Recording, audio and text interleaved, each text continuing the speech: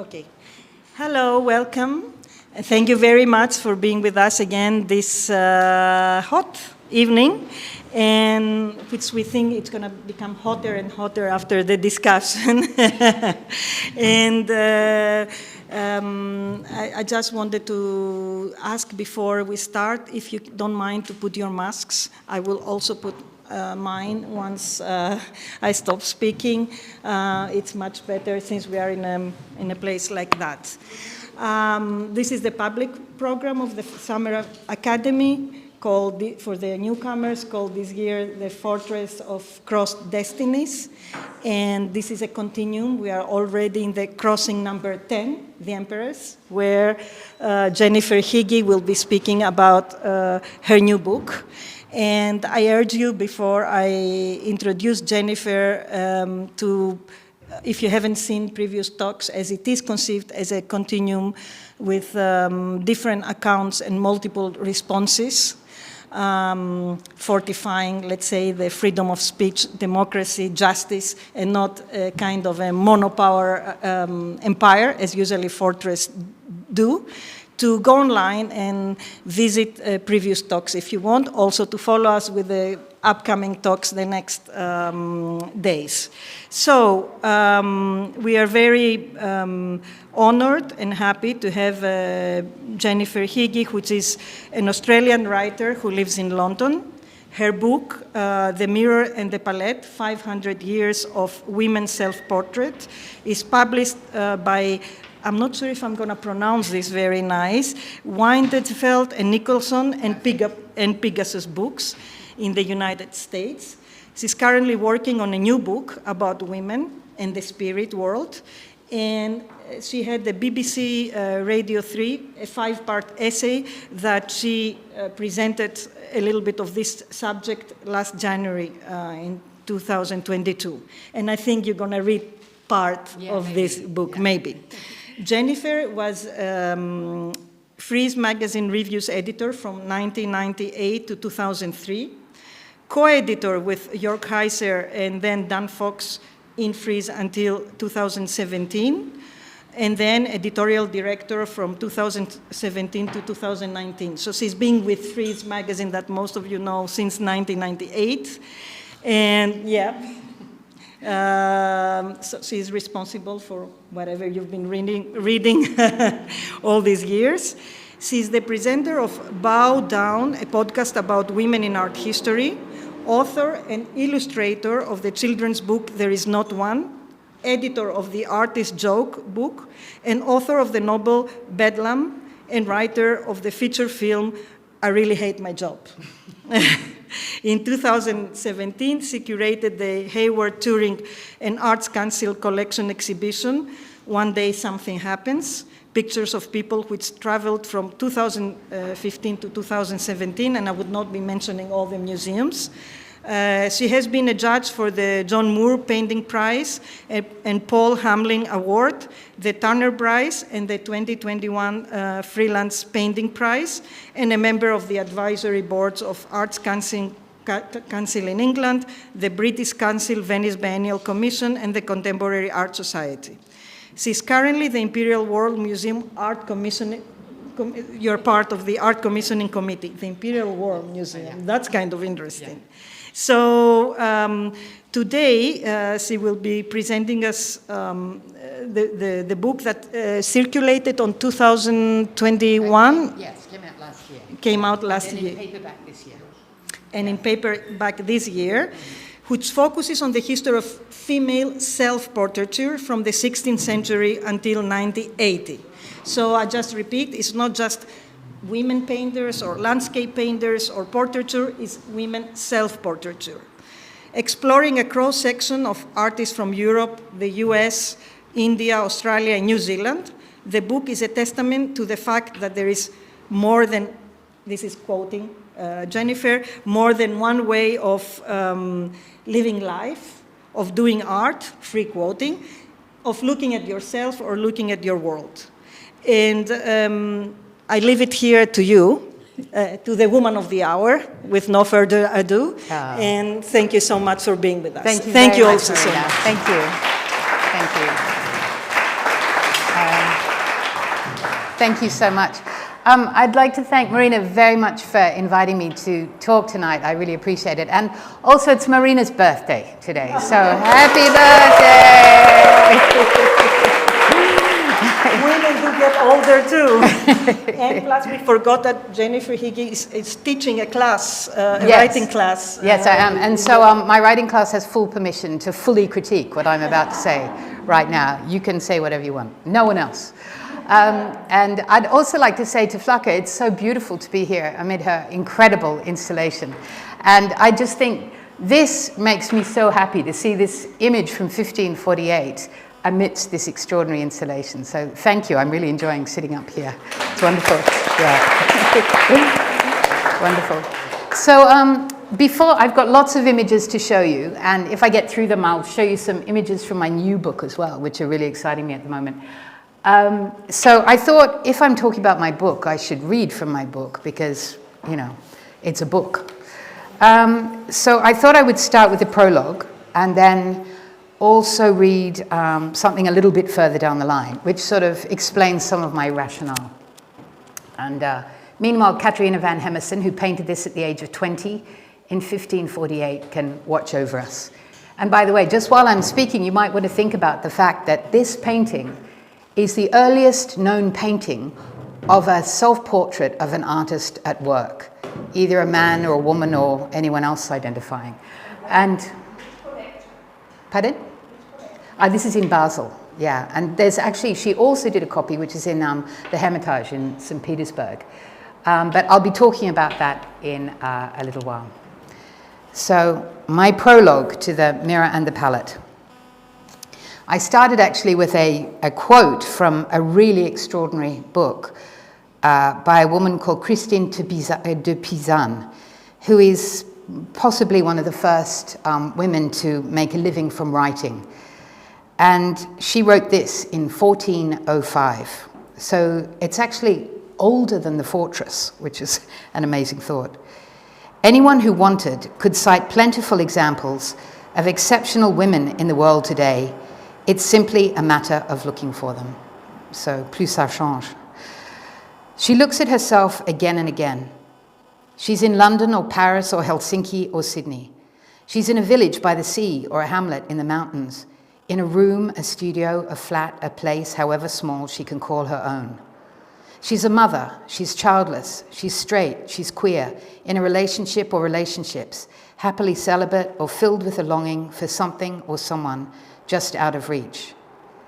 She finally found some time alone, perhaps even a moment of peace, even though there's a clamor in the streets. Modernity is hurtling towards her.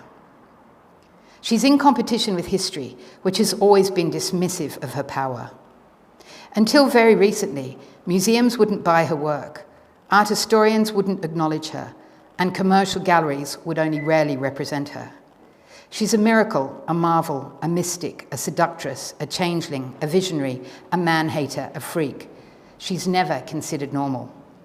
She knows that no two women are the same. She knows that she has always been here, there, and everywhere, but for reasons that baffle her, people still refuse to see her.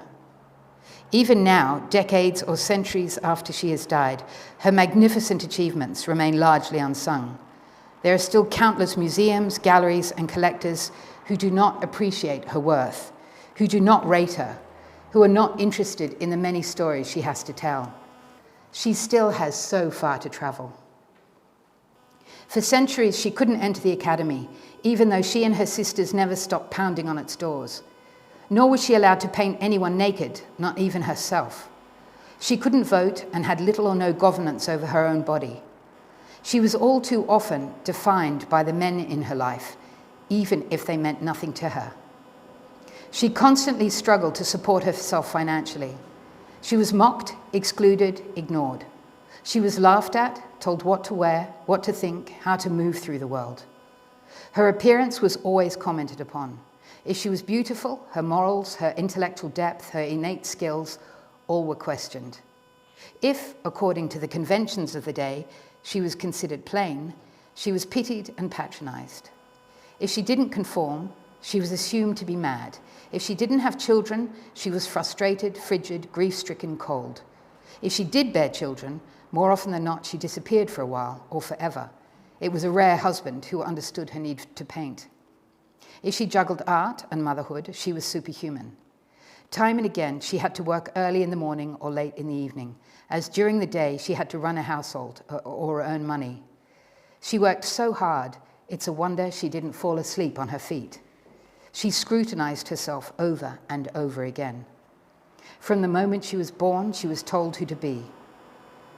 She paints a self-portrait because, as a subject, she is always available. This is putting it mildly. She's been barred from so many other places, so many other bodies. Sometimes she's unclear about why and who she's painting her picture for, but does anyone really know what a painting is for? All she knows is that something compels her to look at herself for hours on end, for reasons that have nothing to do with vanity. Quite the opposite.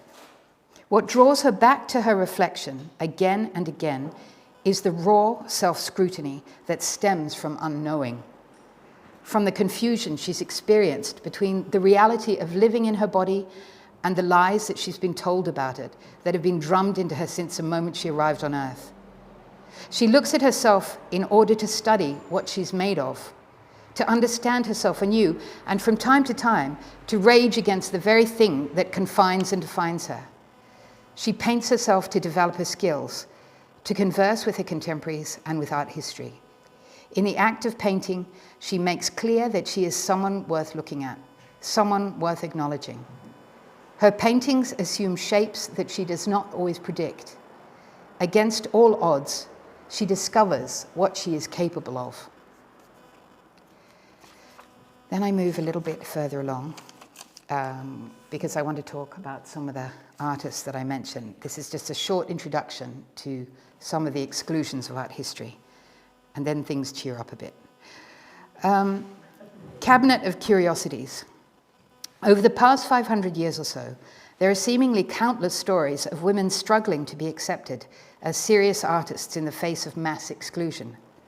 When, in 1747, the Kunsthistorisches Museum in Vienna acquired the earliest known self-portrait from 1554 by the great Italian Renaissance artist Sofonisba Anguissola, it was considered so astonishing that a woman should be an artist that her painting was hung not in the art galleries, but in the Schatzkammer or Kunstkammer, the Cabinet of Curiosities. And this despite the fact that alongside her role as a lady-in-waiting, she had worked as a painter in the court of Philip II of Spain. According to the Team Becker art historical set of books, in the 16th century alone, there were 30 female artists practicing in Italy. And in the 15th century, we know of 90 women working as professional artists in the Renaissance. Tragically, much, if not most, of their work is now lost. An extreme example of a woman disappearing from the history books is that of the Venetian writer and artist Irene di Spilimbergo, whose gifts, when she died in 1559 at the age of only 19, were such that she was praised not only by Vasari, the Italian art historian, but by no fewer than 140 poets in around 300 Italian and Latin poems, but none of her work has survived. Or if it has, it must be hanging in a gallery or a home, assumed to be by someone else, most likely a male artist. Likewise, no works by Irene's contemporary Lucrezia Quistelli, who lived from 1541 to 94, have survived, with watertight attributions. In Holland, the paintings of Judith Leyster, one of the most prolific portrait artists in the 17th century Holland, were soon after her death until the late 19th century, mostly attributed to her rival Frans Hals. Also in Holland, where the guilds kept organized records of their members, Sarah van Balbagen is listed in 1631 as an oil painter, but no works survive, or at least none are attributed to her. In recent years, New York's Metropolitan Museum of Art discovered that a portrait of a young woman drawing, which had long assumed to be by the 18th century painter Jacques-Louis David, was in fact by Marie Stenys Villiers, who was David's contemporary. The list goes on. History is a story told in words. If women aren't mentioned in books, they may as well have never existed. Although there is far more awareness today of history's blind spots, the erasure persists. Only 27 women out of 318 artists are included in the reissue of H.W. Janssen's textbook, History of Art, a book which has sold more than 4 million copies in 15 languages, which is up from 0 when it was first published in the 1960s.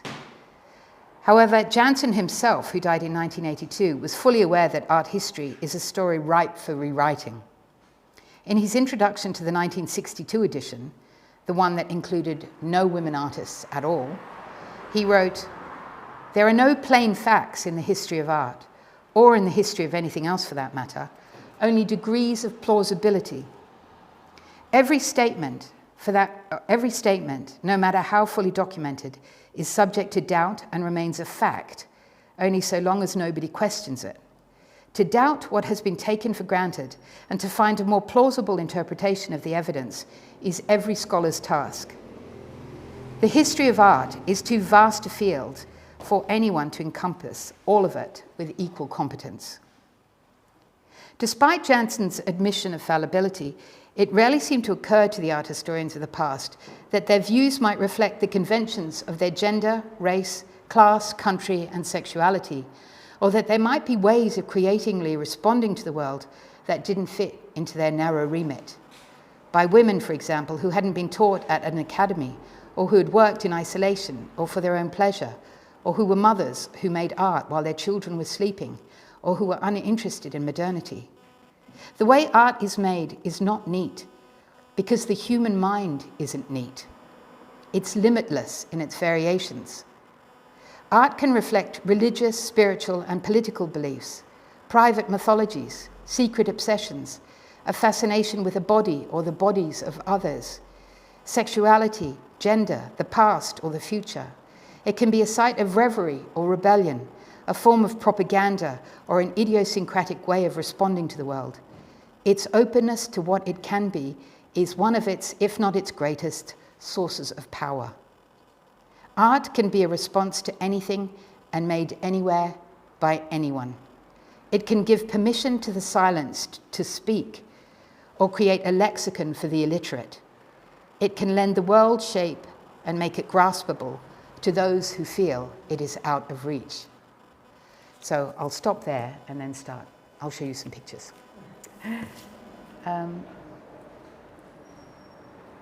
So the images that I'm going to show you now are just some of the artworks that I discuss in my book.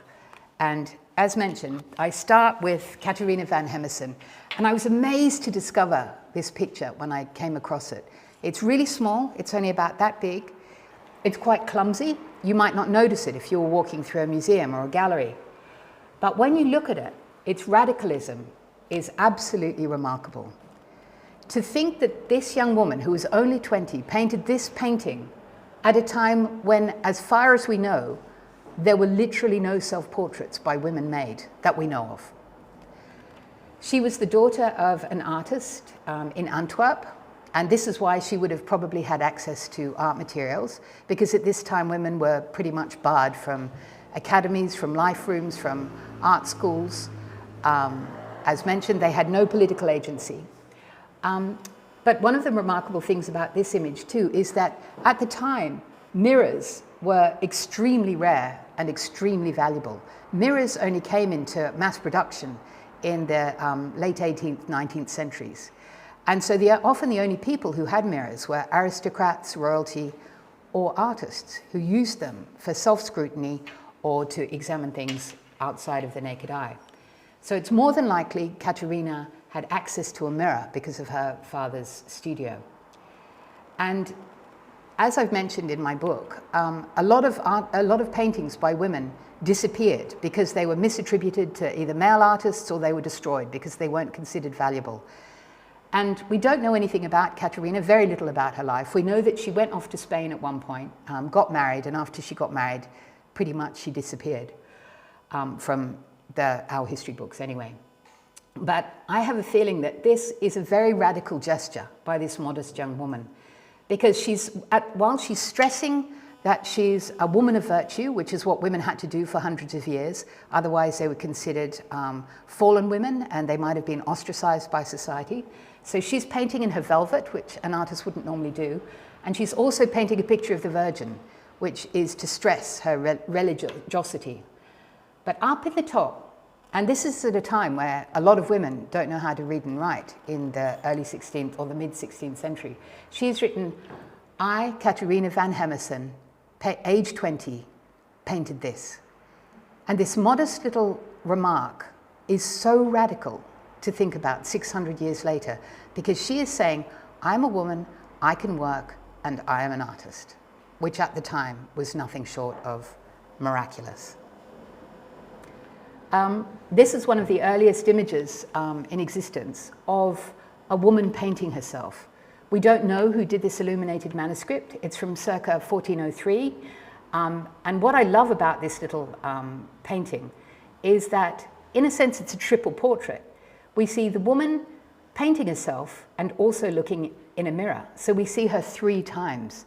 We don't know if this was painted by a woman or if it was painted by a man who knew of this artist, but it's a wonderfully intriguing little painting from across the centuries. As mentioned before, Sophonisba Anguissola, whose painting was bought by the Kunsthistorisches Museum in Vienna and was put in the cabinet of curiosities because she was considered to be such a marvel. She wasn't even considered human because she was able to paint and be a young woman. This is quite a demure self-portrait. She was the daughter of a nobleman in Cremona who was quite unusual in that he encouraged his 5 daughters to paint. And it's probably because they were incredibly talented and he could make money from their paintings. So he was quite canny. He could be considered one of the earliest sort of dealers in women artists, actually. Anyway, Sophonisba Anguissola was the most prolific self-portraitist between Dürer and Rembrandt. And she became famous across Europe in the Renaissance. Yet when I went to art school, no one ever mentioned her. I don't know why. She had a really remarkable life. She didn't marry until she was 40, and that was pretty much an arranged marriage by King Philip II of Spain, where she'd been working as a court painter. She studied with Michelangelo. She married because it was considered scandalous that she was a woman of 40 who hadn't married, but her husband, who was apparently quite an easygoing nobleman, was murdered by Albanian pirates off the coast of Sicily. And Sophonisba decided to travel back to Italy by herself and fell in love with a sea captain who was half her age. And she ran off with him and had a very happy marriage with him and became such a famous artist that people would travel across Europe to visit her. This is one of my favorite paintings of her. This isn't a self-portrait. This is a portrait of 3 of her sisters, 2 of whom became artists, and their governess. And this is considered to be one of the first paintings of a domestic scene. So it's not painted for religious reasons, it's not painted for propaganda, it's not painted to praise a king or a queen. It's painted because Sophonisba Anguissola loved her sisters. And what is really remarkable about this painting is that chess at the time was considered an intellectual game. It was mainly considered a male game because it was strategic and it was like a proto-battle in a way. So she depicts her sisters playing chess, not particularly feminine, according to the rules of the 16th century. And also, remarkably, she depicts her little sister laughing, which is incredibly rare in Renaissance painting, because laughter wasn't considered demure for a young woman. Very beautiful painting. Then we move through to the Baroque period, and you might have heard of Artemisia Gentileschi, one of the great Baroque painters of the 17th century. She became notorious at the time because she was raped by her painting tutor, and because she was considered her father's property and his property was considered to be defiled, the case went to court and she was tortured. The case went on for a year. At the time, Artemisia couldn't read or write, but the painter, whose name I won't mention, who raped her, he was condemned and he was sent to exile, but because he was friends with the Pope, he stayed in Rome.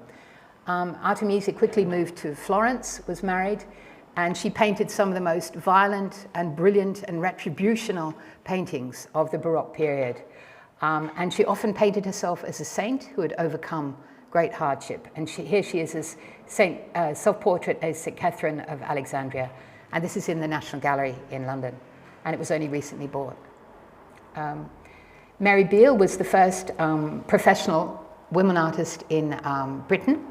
Again, she was pretty much taught, and she had a remarkable husband, actually, who helped run her studio. And she's also well known because she was the first person to write a manual for painting in the United Kingdom.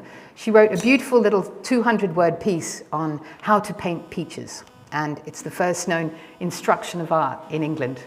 So Mary Beale, and she became a very prolific portraitist, and this is a self-portrait of a lady.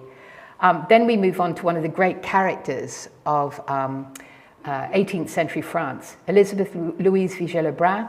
She was Marie Antoinette's favorite painter. She painted 30 portraits of Marie Antoinette and the royal family. She was exactly the same age as Marie Antoinette. She was born working class in Paris. Her mother was a hairdresser, and her father was a dissolute and drunk painter who didn't do very well. And she was painting professionally by the age of 15, which is remarkable. I mean, she was totally self-taught. And in this wonderful self-portrait, which actually is also in the National Gallery in London, she is riffing on a painting by Rubens that she really admired. But she's sort of bettering this portrait of a woman that Rubens did by portraying herself not only as an elegant woman of society, but also as an artist, holding her magnificent palette. When the revolution came, and I'd just like to stress that the women in my book come from all parts of the political spectrum. Some are conservative, like Elizabeth Louise Vigée-Lebrun. Some were radical, some were moderate, some weren't interested in politics, some were firebrands. But she was an extraordinarily spirited woman. And when the revolution came, she basically had to flee the guillotine. So she ran to, do I have a picture of it? No, she ran to, she went to Venice, where she rather brilliantly painted a very charming self-portrait herself, painting a portrait of Marie Antoinette, which would seem to be a rather strange thing to do at this point because it was the French Revolution. But the reason was the head of the Uffizi Gallery was Marie Antoinette's brother. So the painting was acquired for the collection. So she was always a very canny businesswoman. She toured Europe for 12 years, painting enormous amounts of portraits of nobility, of the aristocracy, and the occasional self-portrait. And I first saw her work when I was in Paris, and there was a massive painting of her at the Grand Palais in 2015. And I was like, who is this painter? And I went in, and there was room after room after room after room of these extraordinary paintings. And I thought, why have I never seen this before? Why did I not know of her? This is one of her contemporaries, Adelaide Labille-Guyard. She was more on the side of the revolution, so she stayed in Paris during the revolution, and she survived. And what's wonderful about this is at a time when women are fairly much banned from academies, she shows herself as a teacher with 2 pupils. So she's, again, I see these paintings as, they look to us like very glamorous paintings of women at the easel, but actually they're really radical gestures around gender of the time. Then I'm leaping forward to 1902. This is Gwen John. She was the sister of a very famous painter at the time, probably he was sort of the Damien Hirst of the day, called Augustus John. But Gwen John now is better known and a much better painter. And she went to Paris. She led a very quiet life. She was very un-bohemian. She had a long affair with Rodin. She loved her cats. She painted lots of self-portraits, which are filled with this sort of brilliant and beautiful interior life of her in the rooms. She lived very modestly. She was often very poor. And I think she's a great psychological painter. One of my favorite painters in the book, Paolo Modestin-Becker, who I'm sure a lot of you know, a truly great painter. And what is radical about this picture is that if you didn't know it, you might assume that she was pregnant, and this is a self-portrait of herself pregnant. But this is actually the self-portrait on her 6th wedding anniversary. She'd been living in the artist commune of Worpswede in Germany, but she was feeling very oppressed by her marriage and by domestic expectations. So she left her husband and she ran to Paris. So she refused to be married anymore. This is the only painting she signed, actually, Paula Becker, not Modison. She didn't include her husband's name. And I mean, this is a very symbolic painting, but it can be read essentially as a woman who feels she is pregnant with possibility, not with a child. And this is also radical because it's considered the first naked self-portrait by a woman that we know Toulouse-Lautrec. The reason I'm showing Toulouse-Lautrec is because the figure in this picture is the great painter Suzanne Valadon. And she was a very working class artist. Many of the artists around who were painting in Paris at the time who became famous, like Mary Cassatt or Bertha Morisot, they were all very middle class and were supported by their families. Suzanne Valadon was the daughter of an illegitimate washerwoman who grew up in Montmartre. She was working from the age of about 12. She was an acrobat, an artist model, and she can be found in many of the most famous paintings of the day. But as she was modeling for Toulouse-Lautrec, for Renoir, for many of the painters of the day, she started looking at how they painted, and she became a painter of herself. And I consider her to be one of the best painters and really radical painters of this time. So this is just after Paula Modersohn-Becker paints her self-portrait. This is Suzanne Valadon, who for a moment entered into a bourgeois marriage, but she fled it and with her son's best friend, who was half her age, and they were very happy for a while. And this is her self-portrait with her new young lover in 1909, Adam and Eve. And you can imagine how radical this painting was for the time. And look at Eve. She's not crushed, she's joyful, she's delighting in her body, and she's having fun with her lover. And this is Suzanne Valadon's self-portrait, with the family portrait. She was by now supporting her mother. Her son is in front of her, Maurice Utrillo, who also became a very famous painter. In fact, when Suzanne died, she wasn't given obituaries in newspapers, whereas Maurice Utrillo was given, massive obituaries. And she was by far the greater painter. And that's her boyfriend on the left. Sorry, I'm whipping through centuries and different movements here. But one of the most remarkable artists, I think, from the 20s and 30s was Amrita Shergill. She was a young Indian artist who was half Hungarian. And she moved to Paris to study painting. She was very gifted. And she moved when she was 17. And she became really interested in Gauguin's painting of brown-skinned women, basically in Polynesia and Tahiti. Many of these women aren't named, they're objectified, they're used as subjects, it's the male gaze. And Amrita Shergill decided to turn this around and paint her self-portrait as a Tahitian, as a sort of riposte to Gauguin. And she was a remarkable self-portraitist. I mean, in a way, she was like an early Cindy Sherman.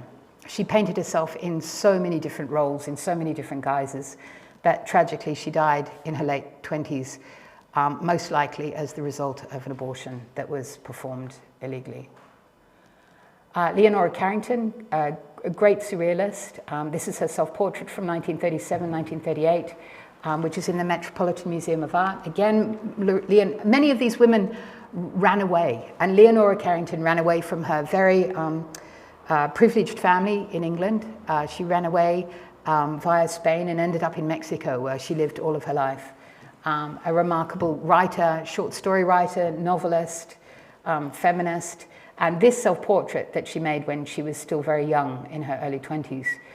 She always identified with animals. She was a vegetarian, and you can see here, it's a bit like she has the rocking horse, which can't move except for up and down behind her head. But out of the window is a horse galloping into freedom, while this hyena is moving towards her as her friend. She always identified with wild animals.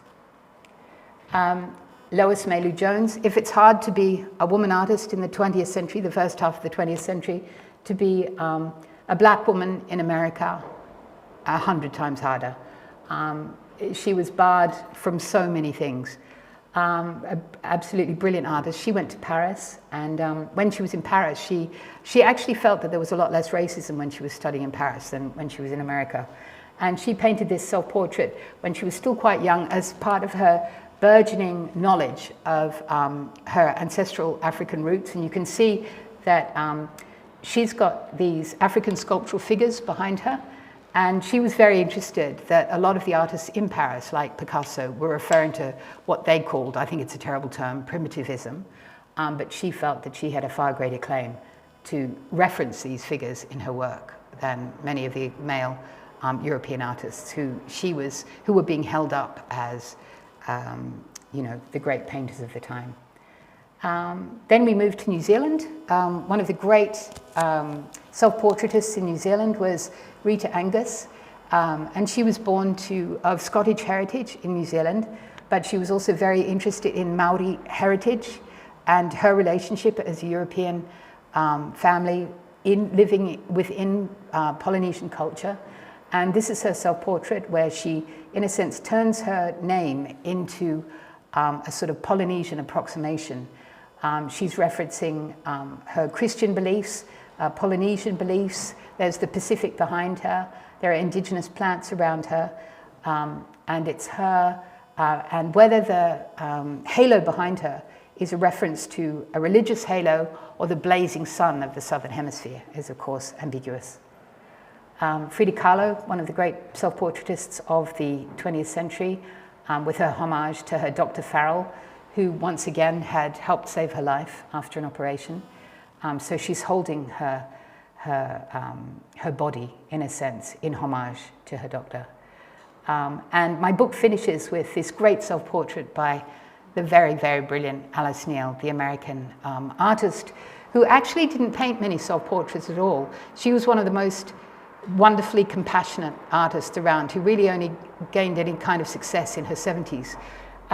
She painted her neighbors, she painted migrants, she painted sex workers, she painted her friends, she painted art historians, she painted critics, she painted feminists, she painted people who lived on the street. And everything she painted was painted with such compassion for the human condition. And when she was 80, she decided to place herself in the chair that she'd placed so many of her subjects in.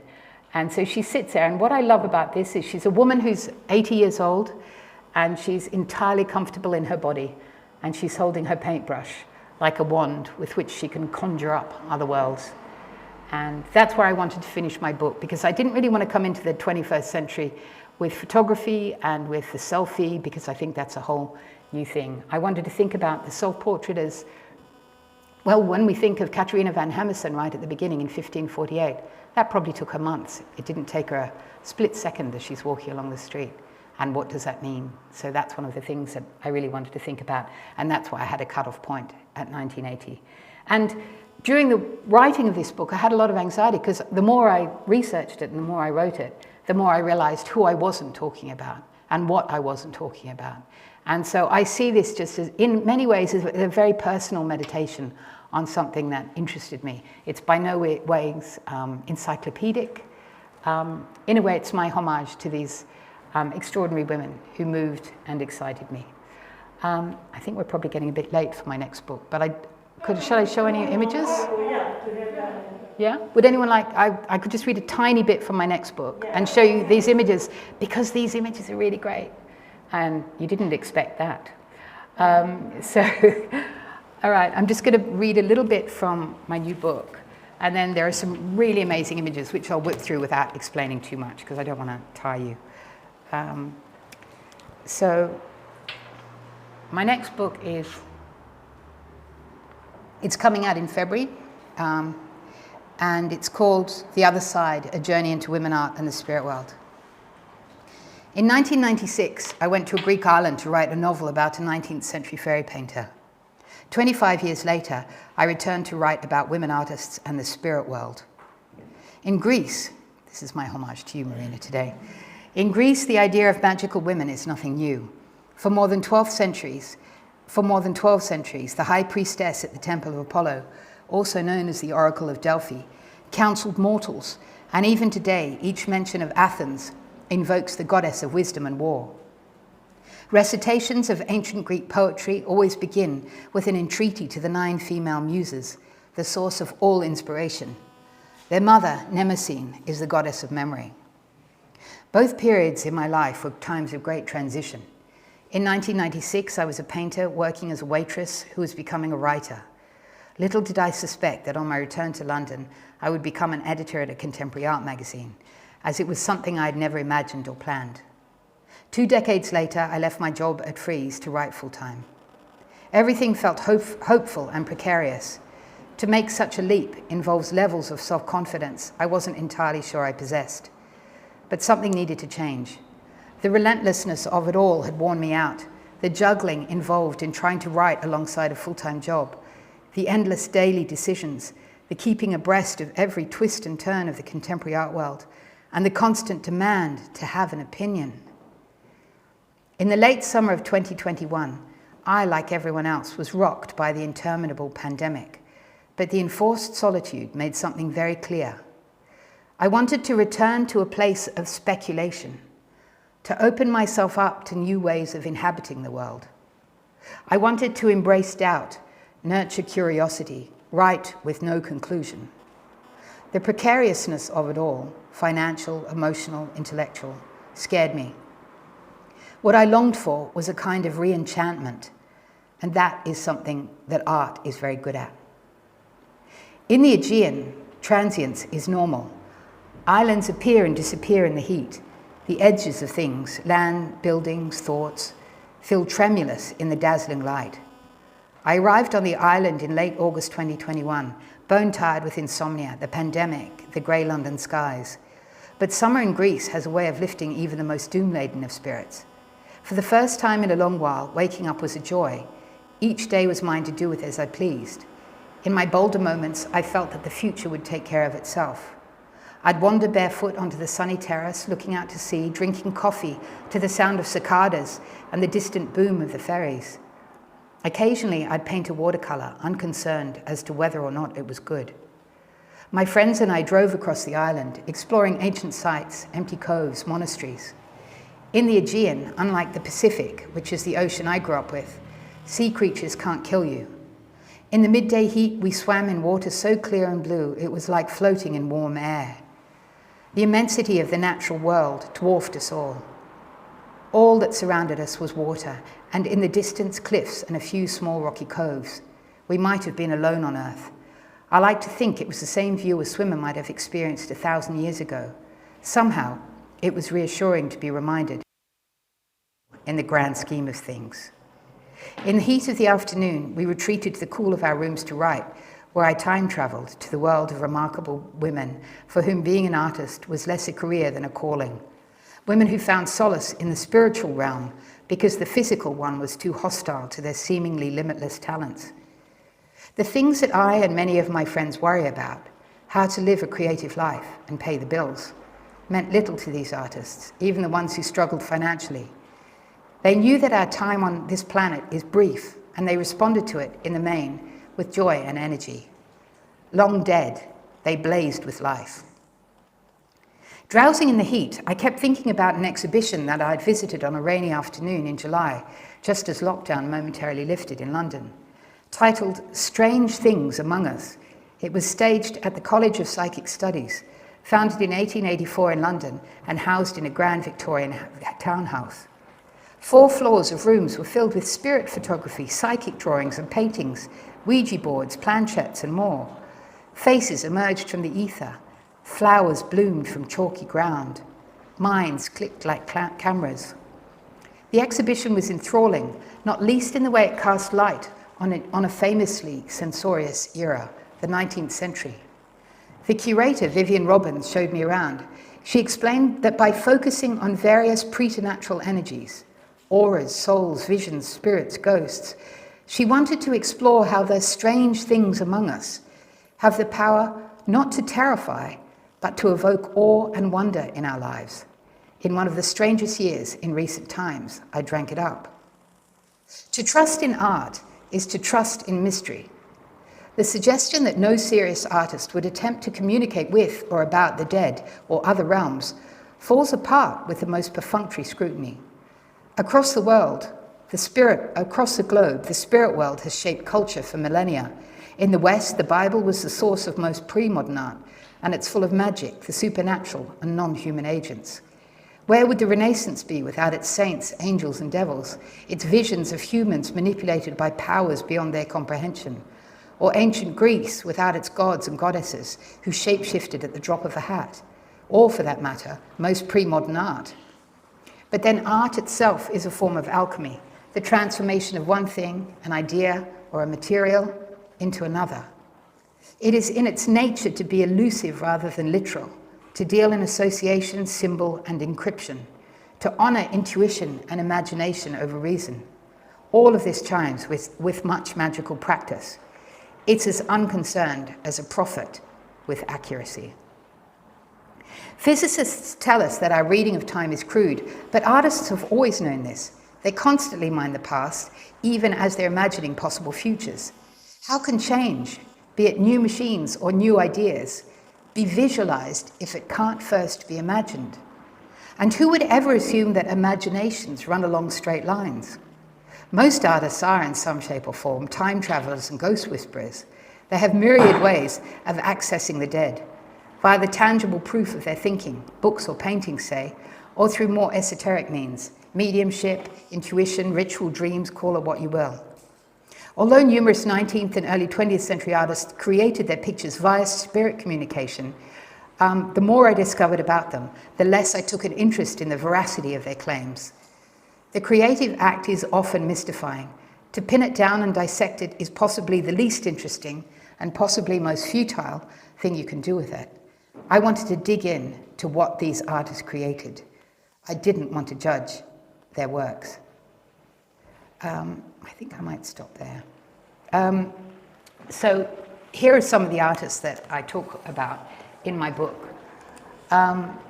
This is one of the most radical artists I came across. If we look at this photograph of this woman, she looks like a very respectable 1860s Victorian lady.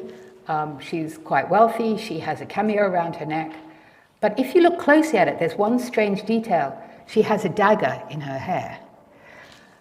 Now, Georgiana Houghton became a spiritualist via one of her neighbors. She went to a seance, and she felt that things were revealed to her in the seance that no one could possibly know but her. She started making pictures via spirit mediums who communicated to her. And this is the kind of painting that she made in the 1860s. I mean, basically, she's like a sort of spiritual Jackson Pollock. She also amazingly wrote an autobiography, which you can get on Kindle for about £2. And in it, she explains her work processes and her belief systems, and she's very practical. This is another one of hers, the portrait of the Lord Jesus. So this is 1862. And really remarkably, because she felt that she wanted to get the word out about these pictures, she hired a gallery in Bond Street, and she showed a huge cross-section of her work, and she sat in there for 3 months, and people came in. And we all know what Victorian art looks like. It's very narrative, it's very academic, it's very descriptive. And this show was actually reviewed in all of the major newspapers. Some journalists thought she was crazy, others were fascinated by it. It was at a time when, most people considered themselves to be religious, so the possibility that you might be able to speak with the spirit world actually wasn't considered as wild as it might have been.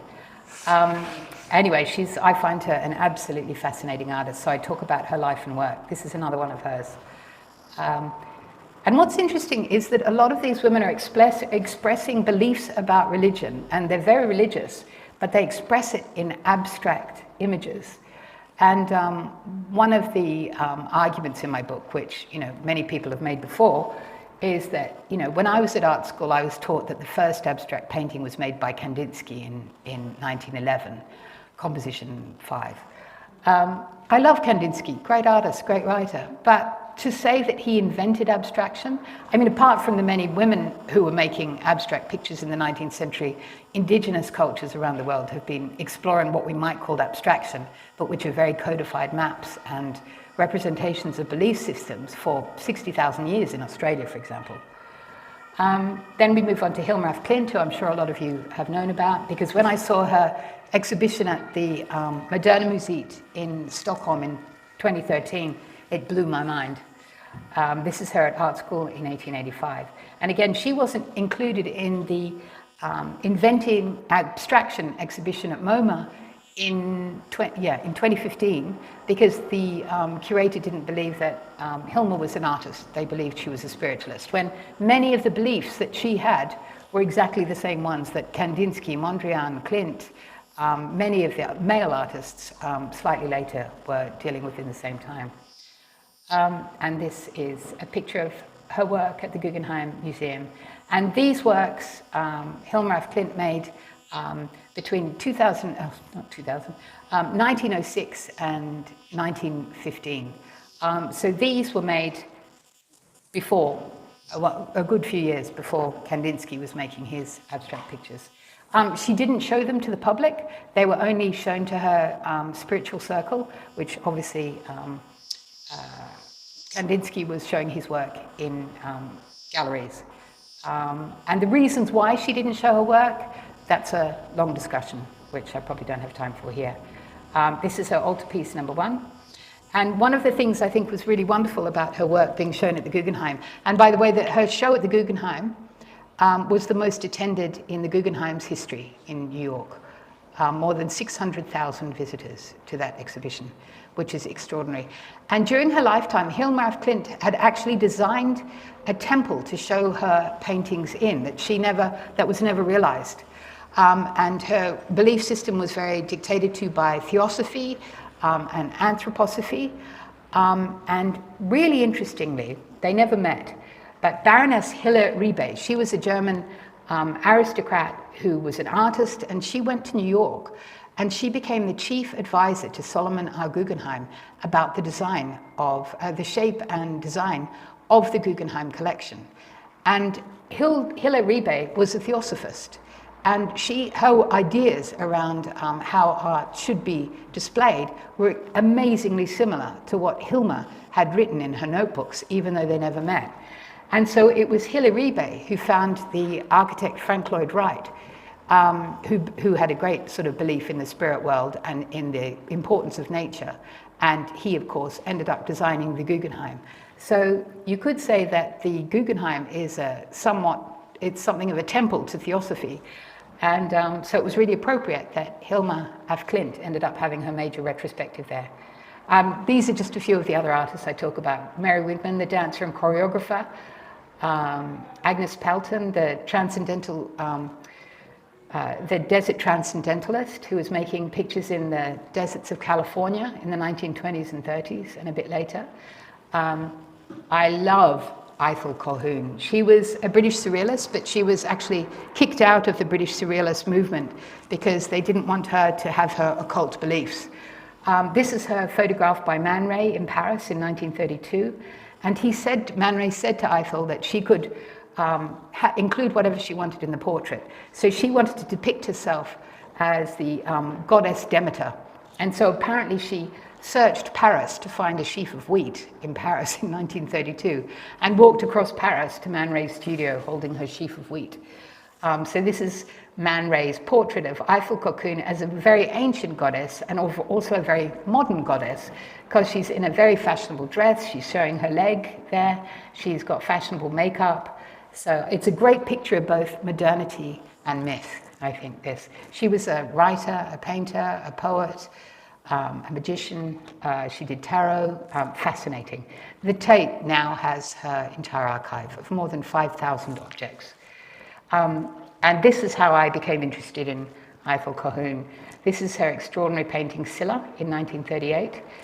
Scylla was a minor goddess who was turned by the witch Circe into a monster who ate sailors in the Aegean. And you can read about Scylla in Homer, for example. But Ethel Colquhoun has taken the myth of Scylla. So we see these giant rocks and the boat approaching she's fused it with a self-portrait of herself in the bath. So these are her legs touching at the top. You can see her pubic hair has been transformed into seaweed, and the water around her is in the bath. So it's a beautiful double self-portrait here. Emma Kunz, the Swiss healer and artist who used her pictures for therapeutic means, and there have been many exhibitions devoted to Emma Kunz in recent years. A really fascinating artist. These are some of her works. This was the pendulum that she used to make her work. And you can still go to the grotto in Switzerland where she worked and where she discovered the healing powers of ion A, which was a chemical compound.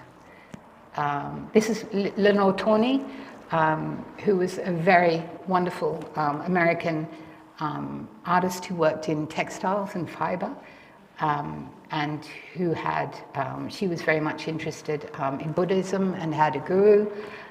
She's a really fascinating woman. I think this is a beautiful portrait of her in 1959. Very important to me, and I think the world, to acknowledge the extraordinary achievements of Australian Aboriginal artists, for whom women are central and always have been to community expression. And this is an extraordinarily beautiful painting that I saw in the flesh. It's probably the size of these two wall hangings put together, and it's made by a group of women. You can see their names here. And essentially it's a mapping of the land. So every stroke of paint in this work has significance to these women, both about the land that is their ancestral lands and is also significant to their spiritual beliefs and their dreamings. So this is an enormously complex painting and staggeringly beautiful. And then I'm just finishing on drawing, an amazingly detailed drawing by one of my best friends, Donna Huddleston, who's always been a big inspiration to me. And this was from an exhibition she had in London recently. And Donna and I talk many hours into the night about many of these subjects. So this is a portrait of an imaginary woman by Donna with birds and the sky. So I'll finish there. Thank you.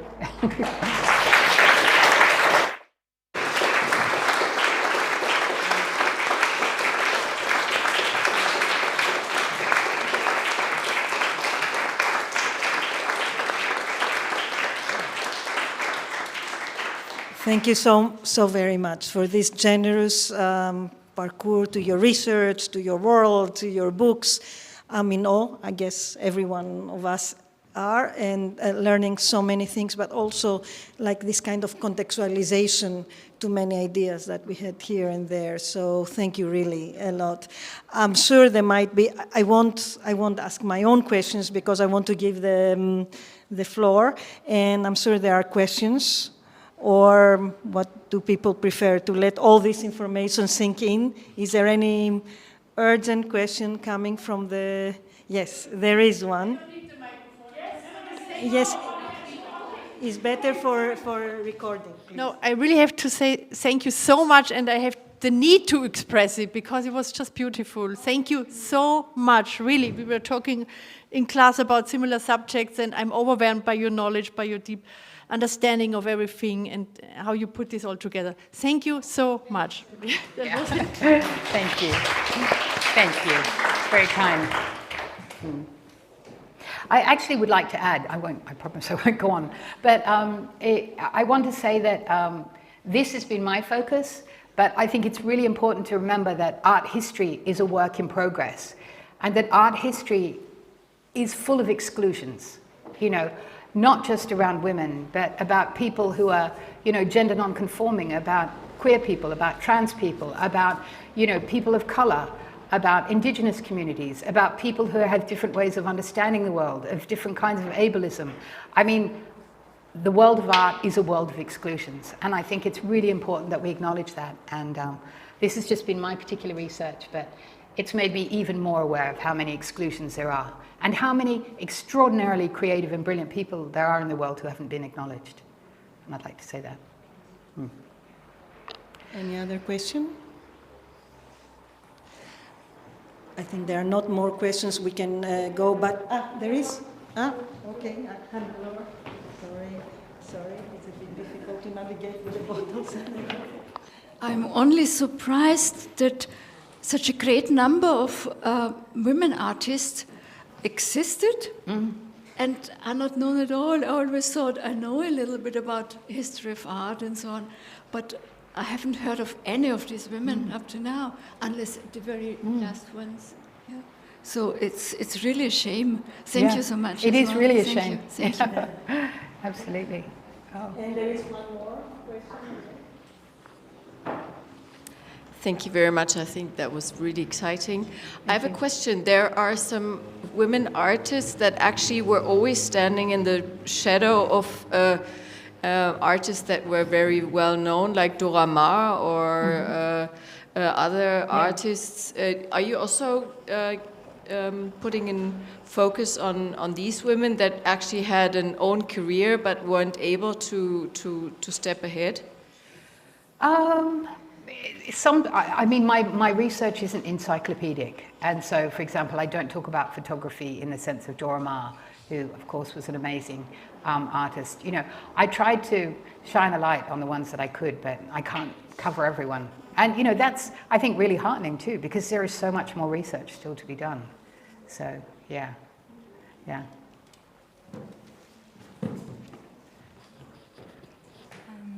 During your research, did you maybe recognize how women sorry. During your research, did you kind of recognize how these female artists exchange? Did they exchange more about their topics and techniques with each other? Yeah, that's such an important question, I think.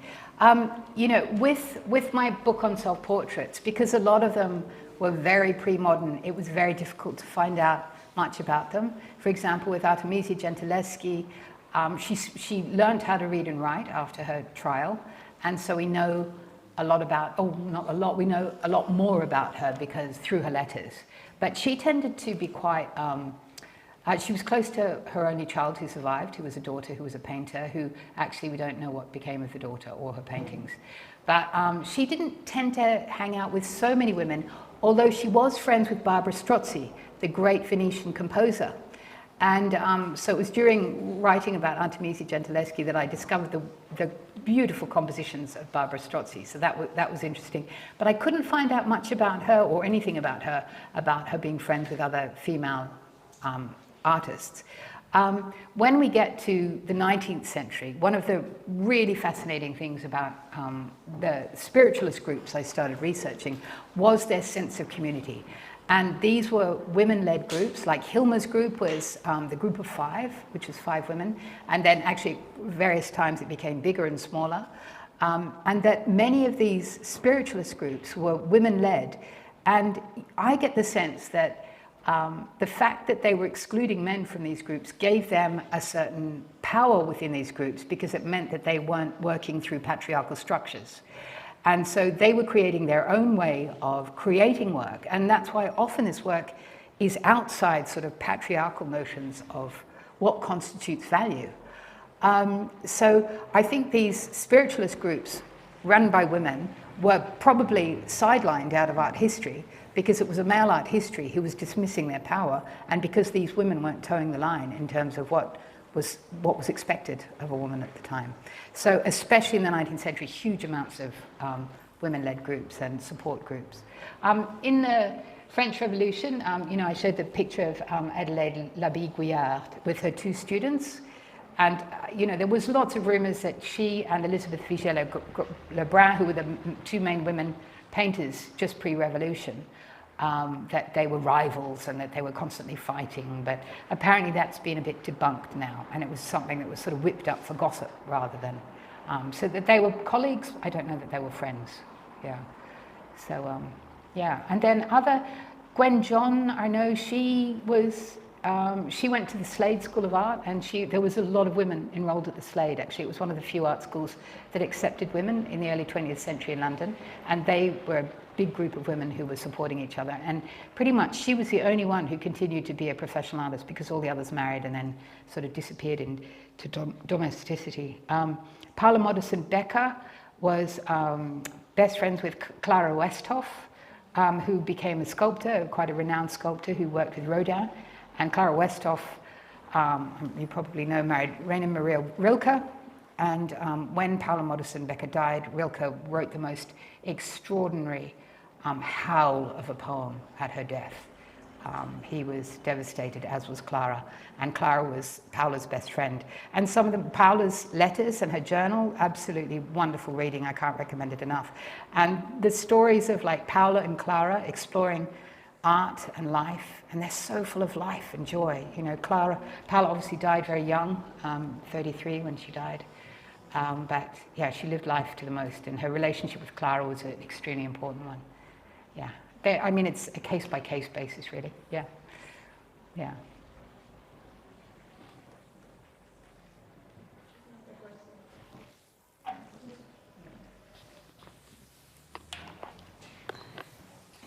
Thank you very much for that. You're welcome. I feel like the museums that they work more with modern art, they're changing and they're like restructuring. I think like because of the COVID, many of them they did like some restructure that because one of them they were closed.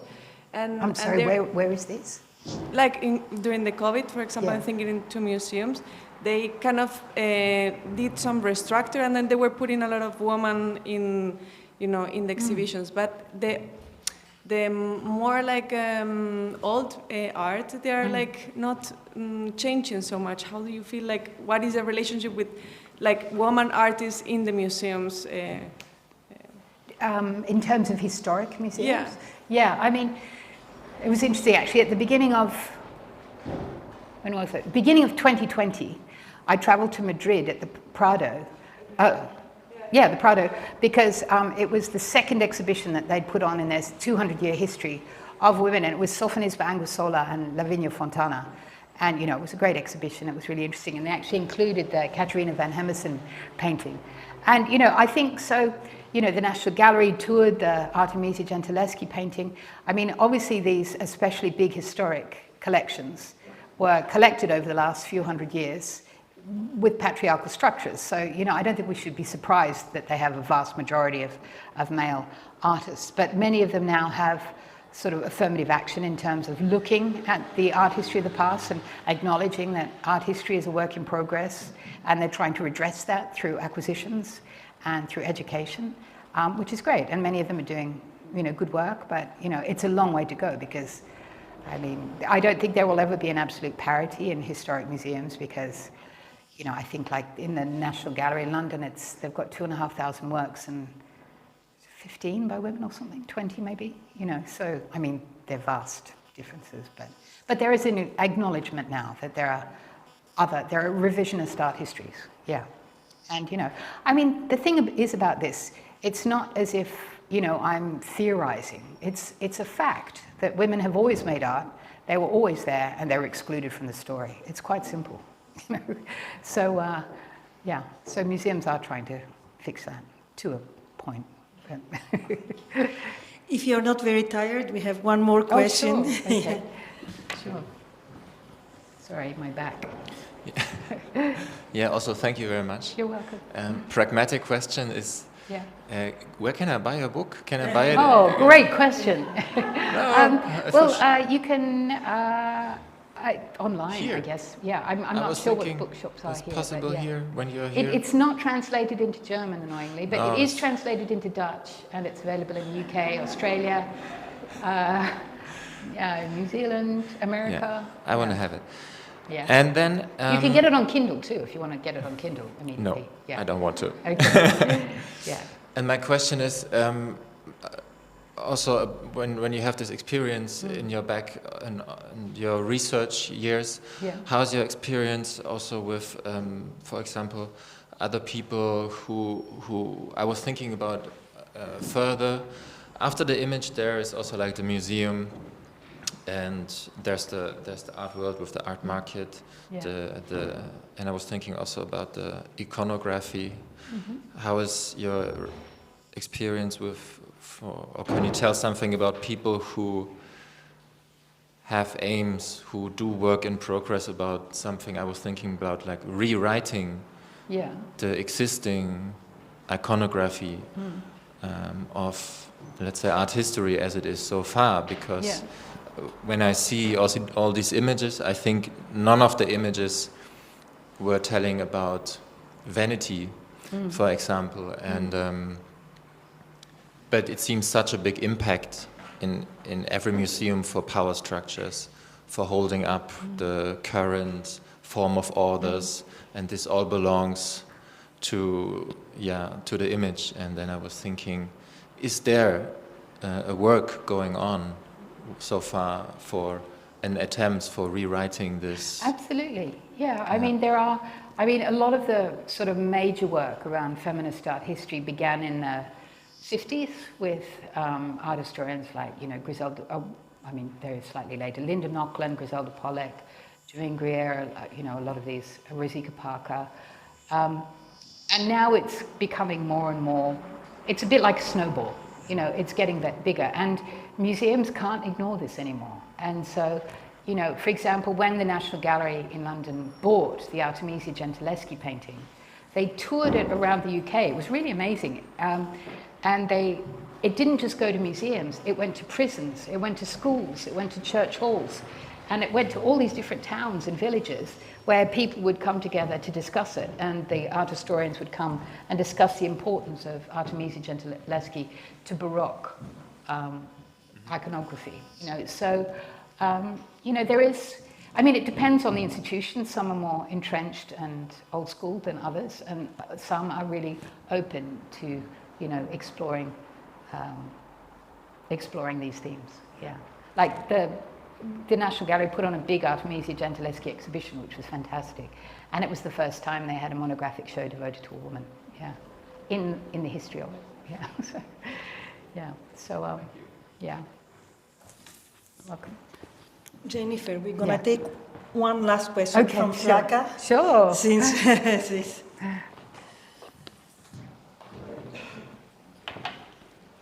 I was wondering about how actually the contextualizing them in relation to when it happened, what time, it helps a lot to validate the meaning of it, what we are looking at, you know. So this moment of historicizing it. Yeah. So the other, so it's more like a kind of a comment and how much work needs to be done on that, because it's not just like putting them on the wall, but really creating a relation and putting dots together. Yeah. And the other, more like a question would be, what do you think about Venice Biennale? Venice Biennale? Oh, the Venice Biennale. Yeah, which was considered the first biggest show with woman artists, many we never saw or something, but also new ones. Yeah. How would you see this in relation to the art system? Yeah. To your first point, I totally agree. You know, that every image that I've shown here has to be seen not just in a purely art historical context, but it has to be seen in a cultural and a social and political context. You know, to see how these works were produced and what was their function and what were the permissions granted or denied at the time. So I totally agree with you that this is a social history as well as an art history. The Venice Biennale, I mean, I have to say I wrote one of the essays for the catalogue, so, you know, I have a vested interest in it in a sense that I found it really absolutely fascinating, and I thought Cecilia did an amazing job of, you know, coming at this conversation from, I thought what was really interesting is that she actually didn't foreground gender or sexuality or sex within the way she framed the exhibition. She said, this is a bunch of really interesting artists who I want to place together. And so in a way it was almost like a post-feminist exhibition, in that she was saying, these are interesting artists. Oh yes, many of them happen to be women or non-binary, you know, but what I'm interested in is what these artists produced, and this is why. And, you know, I thought that the conversations that she set up between contemporary art, between work of the 1920s, for example, I thought the stuff from the 20s was really strong. You know, I mean, it's like all Venice Biennale, it's a huge conversation and you can't hear every strand of it. And you get, you know, by the end of it, you think, my God, how can I possibly absorb all of this? But I thought it was really lively, it had a great energy, and I thought there were many artists who hadn't been shown before, you know, in that kind of context. And so, in that sense, I found it an important show. Yeah. Thank you so much for this, and this bringing in my mind, because of course the press was a lot on pointing out about the female artist, the first bigger show, which was not necessarily what Cecilia's front line. Yeah.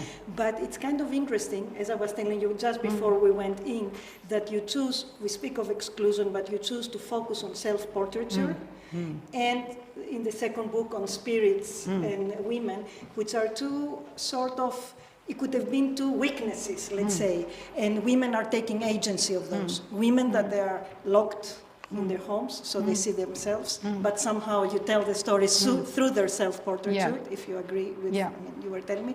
And also women considered witches, witchcraft, and then they take agency of that and they create something extremely important. And you also choose to focus on that. Two moments. It's deliberate, I guess. Absolutely, I mean, that's why self-portraiture for women was was so prevalent because they were excluded from so many other subjects, you know. But if they had themselves, they could turn, you know, their gaze to themselves, because, I mean, they had access to still life. That's why so many women excelled in still life as well. But I think what I find fascinating about these self-portraits, it's like looking at someone's self-examination across the centuries, and you can never reach a fully, you know, you can't reach a neat conclusion about this, because we will never know what these women are thinking. So all we can go is on their visual language that they've left behind, and we can try and decode it and come to conclusions. But, you know, this is what art is. I mean, this is what we've been talking about in our writing class. You know, art isn't a precise science. It's something that is around, it's constantly speculative. Yeah. Thank you so much. Before we leave, we have two announcements. Sorry, No, we're going to Pentanding. yeah. And so in this, wait a minute, let me find it. Is it, Sophie, this Saturday, right? There will be open studios in the quarries, the marble quarries, and that is from 12 to 4. And so you're very welcome there, where Cecilia Brown, the teacher, and the students will show and speak about the work. As well as part of this public program, there is a workshop by Anna Novak from Chem School, and that will be on Saturday, 27th of August. And then you have to subscribe for this if you're here, so you can book your space. And of course, in between the two, we will have on Monday, Bonaventure Sobenjeng Ninguk, speaking to us at 7 here always, and on Tuesday, 23rd of August, Slavs and Tatars speaking to us here as well. But we leave all this aside and give a warm applause to Jennifer for her gratitude.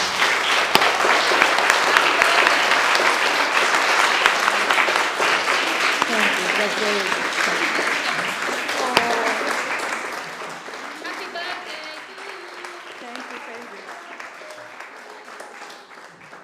Later, with the drinks.